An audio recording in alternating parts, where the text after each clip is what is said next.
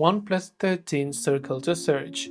So currently in my hand I have got OnePlus 13s, a compact smartphone right here, and I'll show you how you can basically use circle to search in this. So normally this started from Pixel, it rolled out to Samsung, and from there on it rolled out to many other OEMs as well.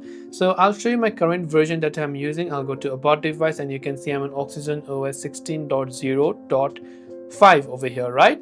So basically this feature is also available on older devices as well. So what you do is, let's say I have circle to search here, focus on this navigation pill from the bottom and just select it, and now I can go ahead and circle to search just like that. So I can also use it as a translator when I tap on it, and I can tap on this translate button right here in order to translate whatever I have on my screen. But I can also go ahead and then use circle to search by simply searching for whatever I have on the screen.